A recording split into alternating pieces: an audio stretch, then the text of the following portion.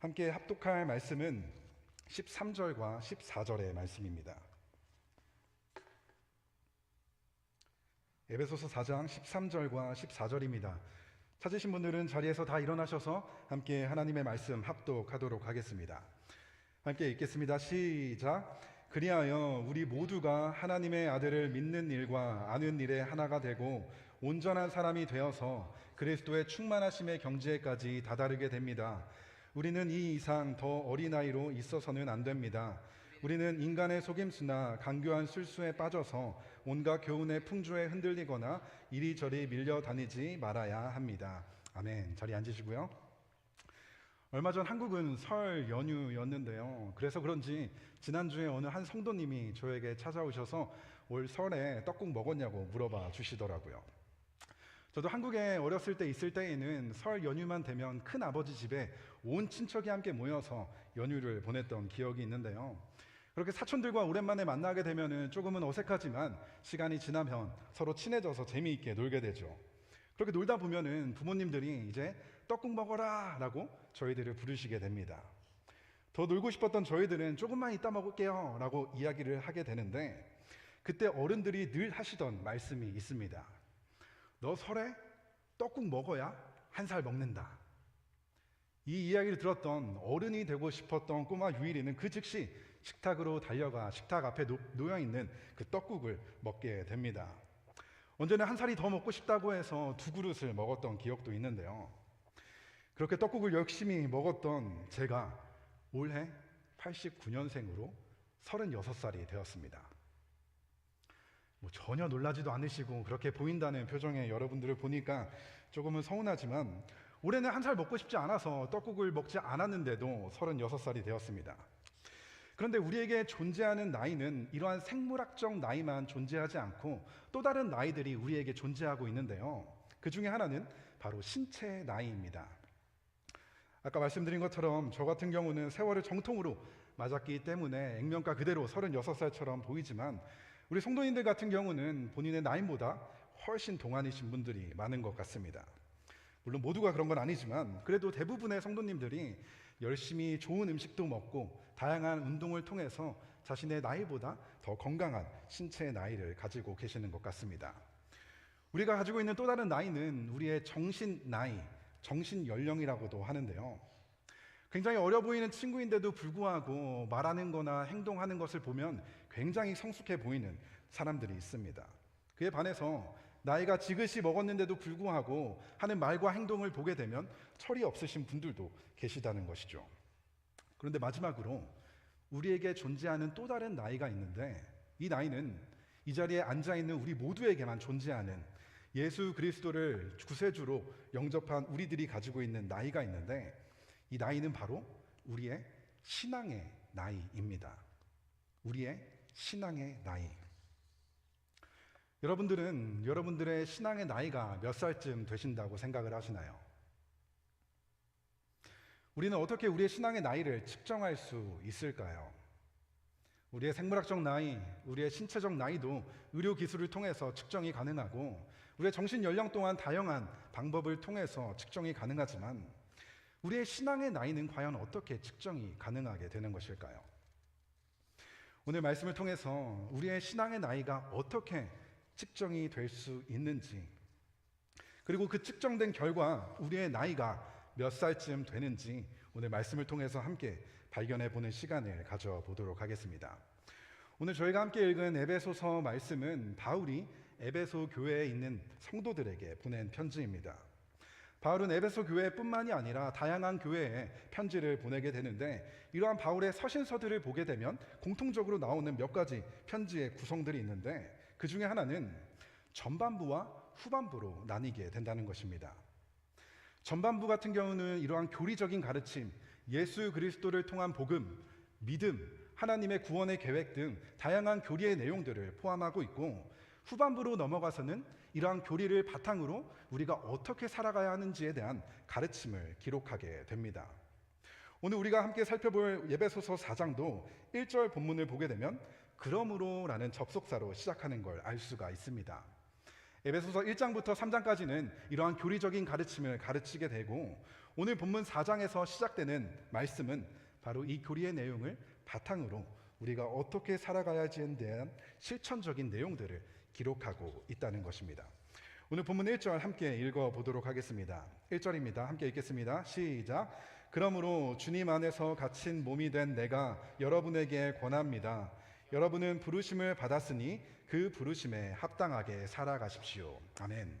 먼저 바울은 에베소 교회 성도들에게 너희가 부르심을 받았다라고 이야기를 하고 있습니다. 그렇다면 여기서 바울이 이야기하는 부르심은 어떠한 부르심을 이야기하고 있는 것일까요? 그것은 바로 하나님의 자녀라는 부르심입니다. 예수 그리스도를 믿는 에베소 교회 성도들은 너나 할 것 없이 모두 하나님의 자녀로 부르심을 받은 성도들이었습니다. 우리는 많은 사람들에게 다양한 이름, 호칭으로 불리어지게 되는데요.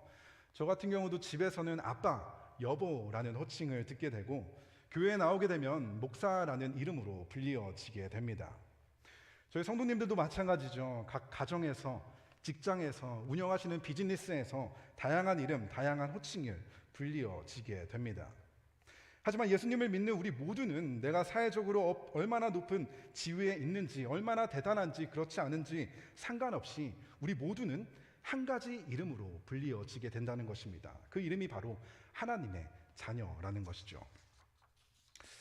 한국 남성들 같은 경우는 만 18세가 되면 나라의 부름을 받게 되는데 그 부름은 바로 군인입니다. 그렇게 한국 남성들은 군인으로 부름을 받아 군대에 입대를 하게 되는데요. 그런데 군대로 부름을 받았다는 것은 단지 내가 군인의 신분을 얻었다는 것으로 끝나지 않다는 것입니다. 정해진 군 복무 기간 동안 이제 군인으로서의 삶을 살아가게 된다는 것입니다. 마찬가지로 우리가 하나님의 자녀가 되었다는 것은 단지 우리가 구원을 받고 하나님의 자녀라는 정체성을 얻는 것으로 끝나는 것이 아니라 그 부르심에 합당한 하나님의 자녀로서의 합당한 삶을 반드시 살아가야 한다는 것입니다. 그렇다면 오늘 본문에서 바울이 이야기하는 하나님의 자녀로서 부르심을 받은 우리가 살아가야 하는 그 합당한 삶은 어떠한 삶일까요?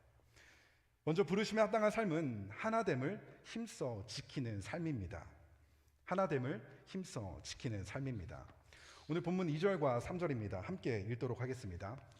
읽겠습니다. 시작. 겸손함과 온유함으로 깍듯이 대하십시오.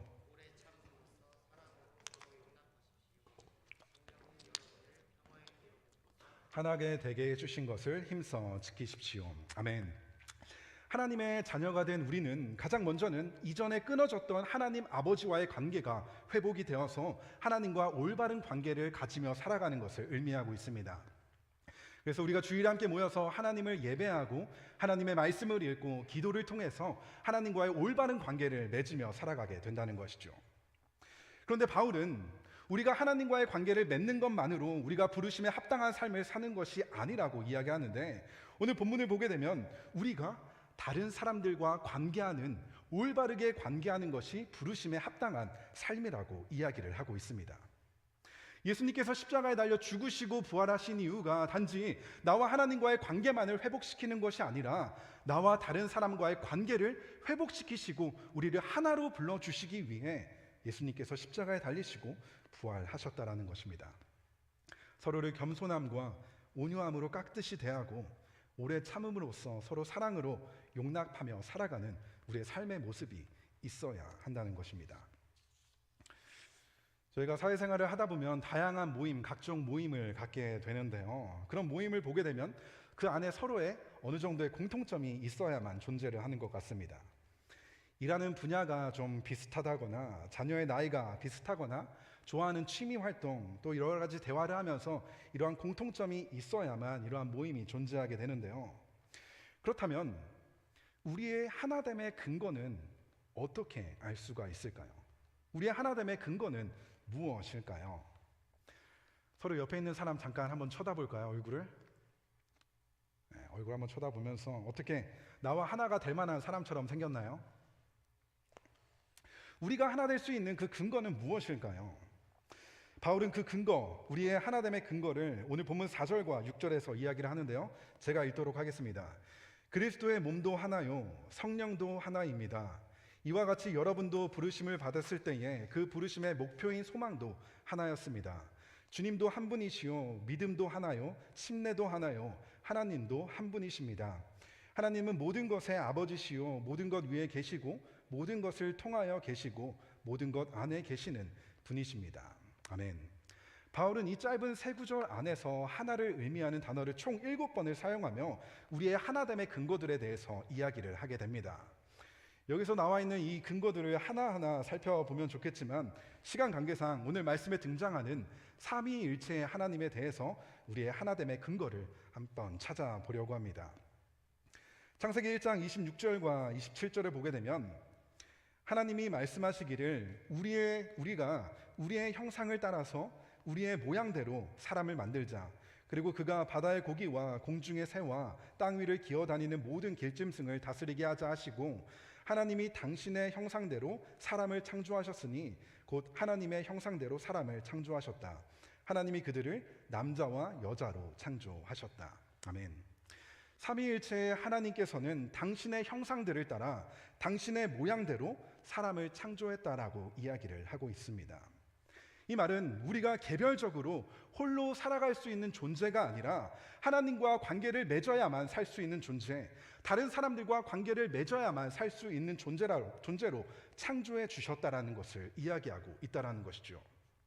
그렇게 삼위일체 하나님께서는 그분의 형상대로 저와 여러분들을 창조하시고 삼위일체 하나님께서 누리시는 그 아름다운 관계를 우리 안에서 마음껏 누리게 하시기 위해 우리를 창조해 주셨다라는 것입니다. 하지만 죄로 인해 이러한 관계가 끊어지게 되는데요. 죄가 들어온 이후 하나님과의 관계가 깨어지게 되고 또한 다른 사람과의 관계도 끊어지는 일이 일어나게 됩니다. 아담이 처음 하와를 만났을 때 했던 고백인데요. 내 뼈 중에 뼈요 내 살 중에 상이로다 라는 고백을 하며 서로의 하나됨을 누리며 살아가게 됩니다. 하지만 죄가 들어오게 되자 어떻게 되죠? 아담은 그토록 자신의 몸처럼 사랑했던 하와를 무엇이라고 이야기하게 될까요? 하나님을 향해 하나님께서 나에게 주신 저 여자 때문에 제가 죄를 지었습니다. 하나님께서 나에게 주신 저 여자가 나에게 선악과를 주어서 내가 먹게 되었습니다. 그렇게 하나됨을 누리고 있었던 삼위일체 하나님의 아름다운 관계를 누리고 있었던 아담과 하와의 관계가 끊어지는 일이 일어나게 되었던 것입니다. 그렇게 죄는 나와 하나님과의 관계 그리고 다른 사람들과의 관계를 끊어지게 만들어 버렸다는 것입니다. 하지만 다행인 것은 예수 그리스도의 복음으로 예수님을 믿는 우리 모두에게 이전에 끊어졌던 하나님과의 관계를 회복시켜 주시고 거기서 멈추지 않고 나와 다른 사람이 이미 누렸던 그 아름다운 관계를 다시 한번 회복시켜 주셨다라는 것입니다. 그렇기 때문에 하나님의 자녀로 부름받은 우리들은 하나님과의 올바른 관계를 맺으며 살아가는 것과 동시에 내 옆에 있는 나의 믿음의 형제 자매와 올바른 아름다운 관계, 하나됨을 힘써 지켜 나아가는 삶을 살아야 한다는 것입니다. 이어서 바울은 부르심에 합당한 삶이 바로 그리스도의 몸된 교회를 세우는 삶이라고 이야기를 합니다. 그리스도의 몸된 교회를 세우는 삶. 오늘 본문 7절입니다. 오늘 본문 7절 함께 읽었으면 좋겠는데요. 함께 읽도록 하겠습니다. 시작. 그러나 하나님께서는 우리 각 사람에게 그리스도께서 나누어 주시는 선물의 분량을 따라서 은혜를 주셨습니다. 아멘. 작년에 달라스 축구 리그가 있었는데요. 그 누구도 예상하지 못했던 저희 빛의 교회가 우승을 하게 됩니다. 축구를 하기 위해서는 11명의 선수가 필요한데 사실 저도 그 안에 카톡을 보게 되면 이 11명의 인원이 채워지는 것이 굉장히 쉽지가 않았습니다. 그런데 그렇게 11명의 축구 선수가 한 팀으로 같이 뛰게 될 텐데 그 11명의 선수 모두가 다른 포지션으로 맡아 한 팀 안에 소속되어 있다는 것입니다. 서로 너무나 다른 포지션을 가지고 운동을 하고 있지만 그들 모두를 한 팀이라고 부르는 것처럼 우리를 하나로 불러주셨지만 하나님께서는 우리 각자에게 동일한 은사와 재능을 주시지 않으시고 서로 다른 은사와 재능을 허락하여 주셨다는 것이죠. 그리고 이러한 다름은 우리의 하나됨을 어그러뜨리는 것이 아니라 오히려 우리의 하나됨을 더욱더 강력하게 완전하게 만드는 다름이라는 것입니다. 그럼에도 불구하고 오늘 본문의 말씀을 보게 되면 서로 다른 선물의 분량을 따라서 은혜로 주셨다라는 이야기가 뭔가 좀 불공평해 보이게 느끼게 됩니다. 뭔가 저 사람이 나보다 더 좋은 은사와 재능을 받은 것 같은데 나는 그에 비해 너무나 작고 보잘것없는 은사를 받은 것 같은데 라는 생각이 들 수도 있는데요.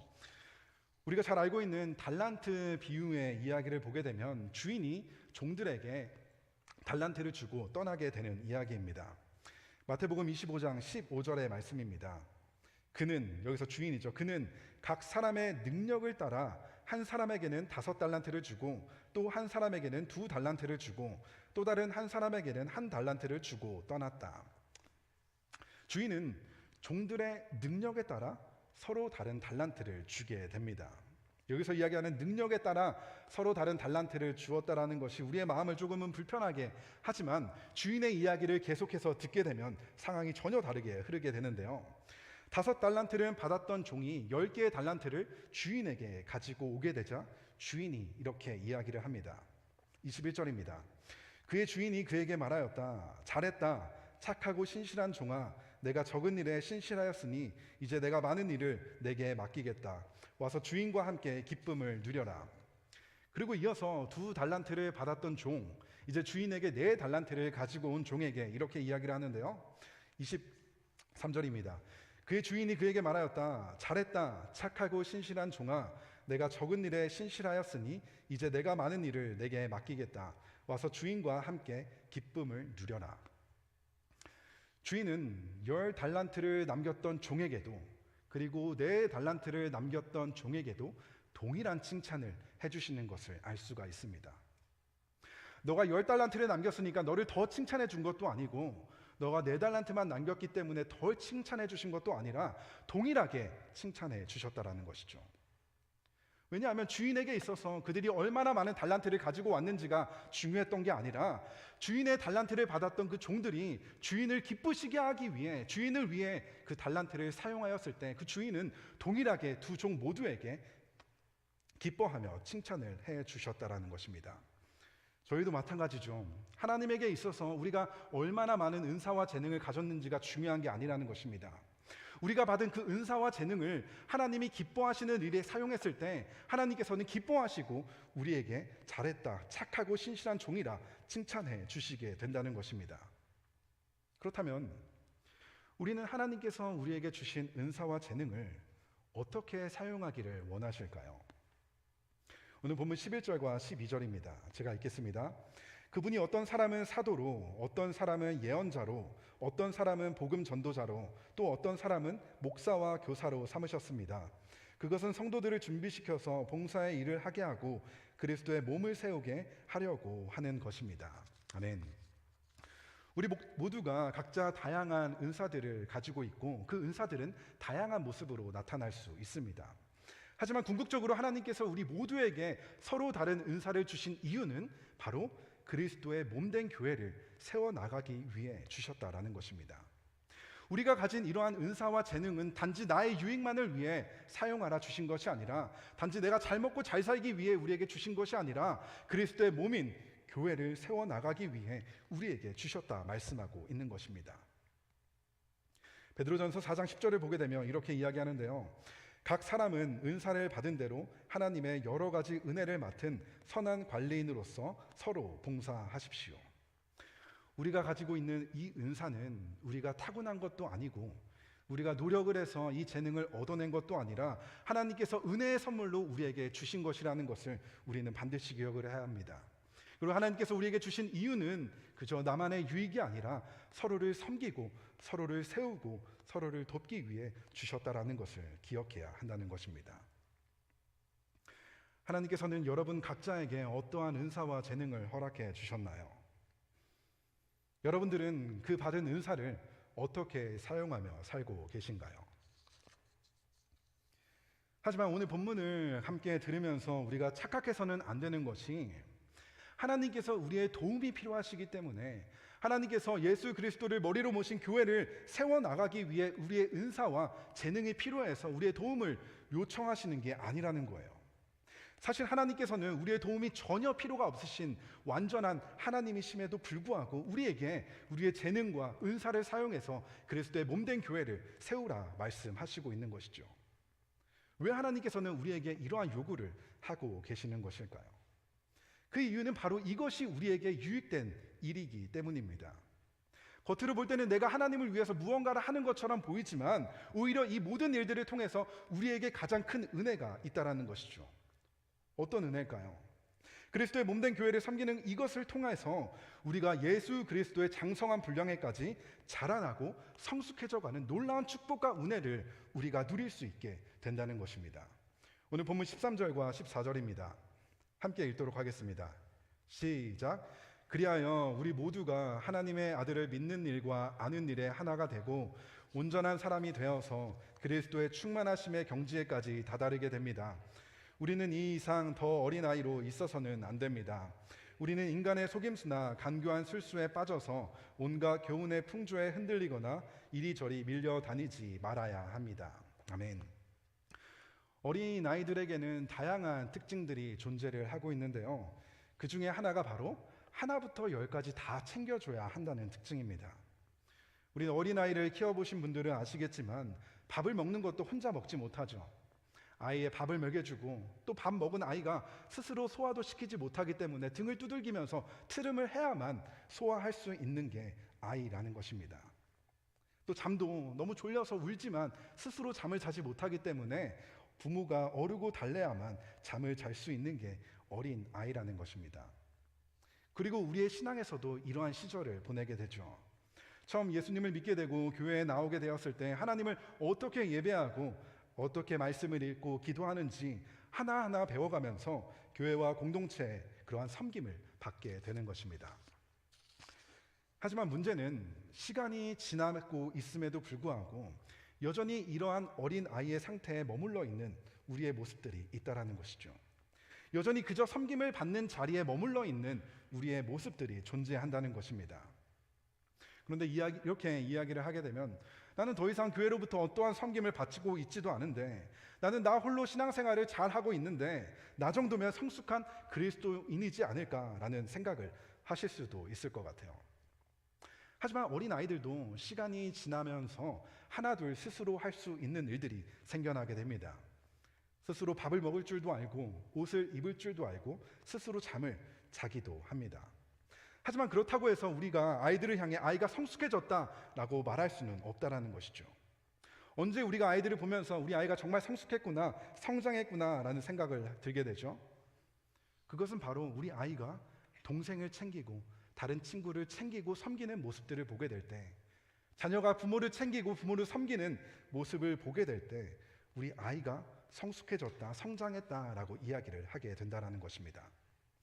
그리스도인들의 성숙도 마찬가지죠. 내가 더 이상 섬김을 받고 있지 않기 때문에, 나 홀로 신앙생활 잘하고 있기 때문에 나는 충분히 성숙한 그리스도인이야 라고 말할 수도 있지만, 오늘 본문의 이야기를 보게 되면 전혀 그렇지 않다는 것이죠. 이제 내가 섬김을 받고 있었던 그 자리에서 일어나 이제 다른 사람을 섬기는 그 자리로 나아갈 때에 그리스도 안에서 진정한 성숙과 성장을 경험할 수 있게 된다는 것입니다. 우리의 신앙의 성숙은 내가 얼마나 오랜 시간 교회를 다녔는지로 측정이 될 수 없습니다. 내가 얼마나 많이 성경을 읽고 알고 기도를 했는지로 측정이 되는 것이 아닙니다.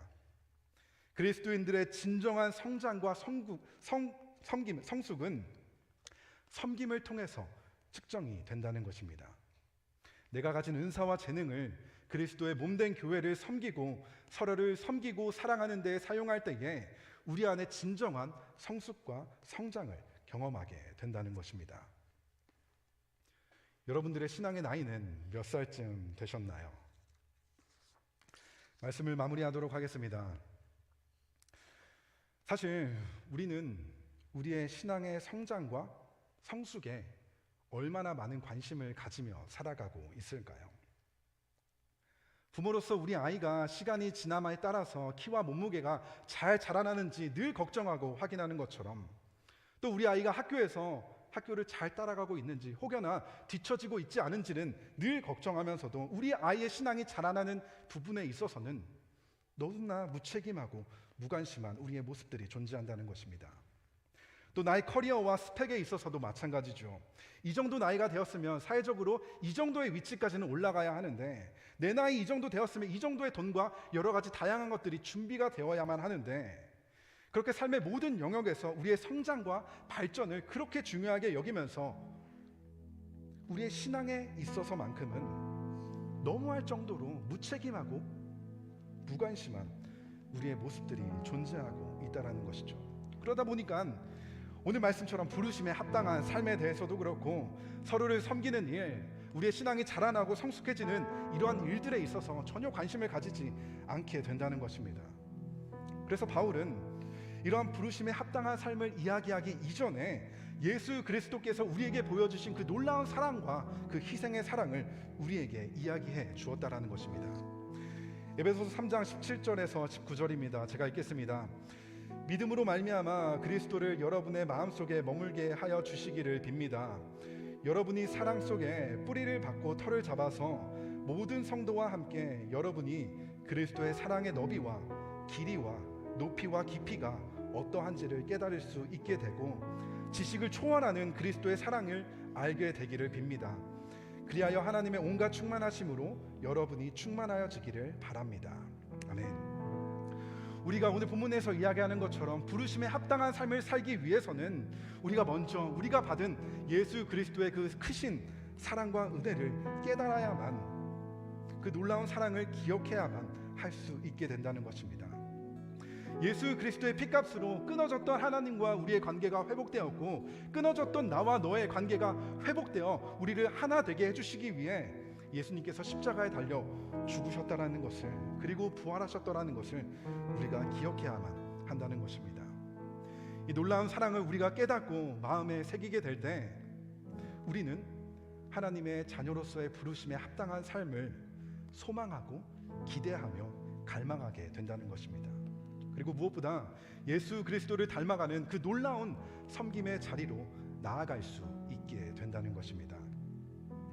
예수 그리스도의 그 희생의 사랑의 너비와 길이와 높이와 깊이가 어떠한지 우리 마음속에 깊이 깨달음으로 하나님의 자녀로서의 부르심, 서로를 섬기고 사랑하는 그 일에 함께 자라날 수 있는 우리 모두가 될 수 있었으면 좋겠습니다. 이 시간 조용한 목소리로 함께 기도했으면 좋겠는데요, 오늘 말씀을 통해서 하나님께서 우리 각자에게 말씀하시는 그 하나님의 음성을 조용히 들을 수 있는 시간이 될 수 있었으면 좋겠습니다. 그리고 그 하나님의 음성에 반응하여서 하나님께 기도할 수 있는 시간 될 수 있었으면 좋겠습니다. 함께 조용한 목소리로 기도하도록 하겠습니다. 기도하겠습니다.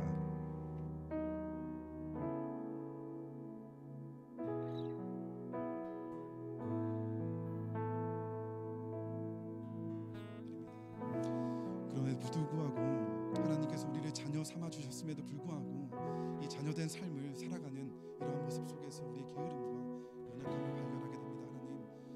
하나님, 우리의 이런 게으름과 연약함을 용서해 주시고 하나님의 말씀을 따라 우리를 하나 되게 하신 것을 힘써 지키며 나아갈 수 있는 우리 모두가 될 수 있도록 주님께서 은혜를 주시옵소서. 하나님 감사합니다. 오늘 말씀을 통하여서 하나님께서는 예수 그리스도를 이 땅에 보내주시고 여전히 죄인이었던, 여전히 사랑스럽지 않았던 우리를 위해 예수님을 십자가에 달려 죽게 하심으로 끊어졌던 하나님과의 관계를 회복시켜 주시고, 더 나아가 깨어졌던, 끊어졌던 나와 너 사이의 관계를 회복시켜 주심에 감사를 드립니다. 그럼에도 우리를 하나 되게 하셨음에도 불구하고 이 하나됨을 힘써 지켜 나아가는 일에 너무나 게으르고 무책임했던 우리의 모습들을 회개하며 나아갑니다. 예수 그리스도께서 우리를 어떻게 하나 되게 하여 주셨는지, 우리에게 베풀어 주신 그 크신 사랑과 은혜를 우리가 기억함으로 서로를 진심으로 사랑하고 섬김으로 인하여서 그리스도의 몸된 교회를 세우며 무엇보다 서로의 모습 속에서 예수 그리스도의 아름다우심은 발견하며 나아갈 수 있는 우리 모두가 될 수 있도록 주님 은혜를 베풀어 주십시오. 감사를 드리며 이 모든 말씀 예수님의 이름으로 기도했습니다. 아멘. 이 시간 다 같이 자리에서 일어나셔서 함께 찬양하도록 하겠습니다.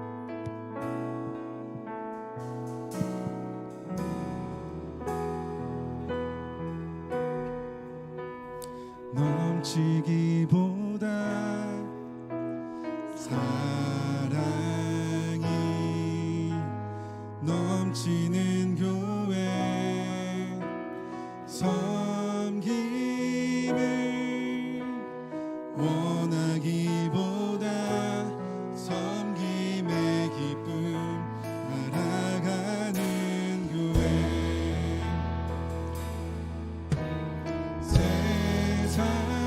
세상이 주목하기보다 주님이 주목하는 교회 화려한 겉모습보다 주님이 주를 향한 교회 주님이 피로 사신 아름다운 교회 서로를 사랑함으로 하나 되는 교회 주님이 머리 되신 거룩한 교회 우리 함께 만들어 가요 내 작은 생각보다도 내 작은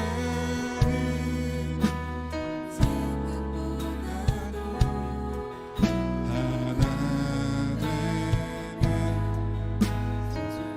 하는 교회 세상에 알려지기보다 서로가 서로 깊이 아는 교회 주님이 피로 사신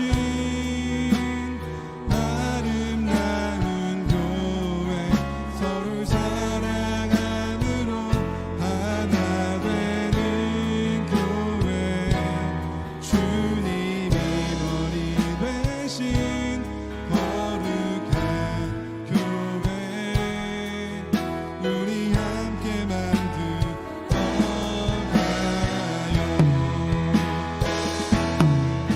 주님이 피로 사신 아름다운 교회 서로를 사랑함으로 하나 되는 교회 주님이 머리 되신 거룩한 교회 우리 함께 만들어 가요 하나님 감사합니다. 오늘 말씀을 통하여서 예수 그리스도의 피로 우리가 하나가 되었음을 이 시간 안게하여 주시니 감사를 드립니다. 우리를 하나 되게 하신 그 하나님의 말씀을 붙잡고 우리를 어떻게 하나 되게 하신 그 하나님의 은혜를 기억함으로 우리의 하나됨을 힘써 지켜 나아가는 서로를 사랑으로 섬기는 그리스도의 장성한 분량에까지 자라나는 우리 모두가 될 수 있도록 주님 은혜를 베풀어 주옵소서.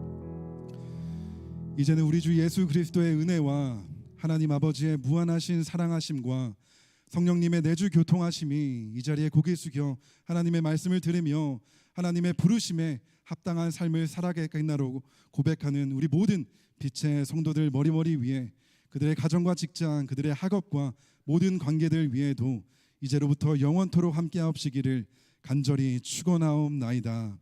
아멘.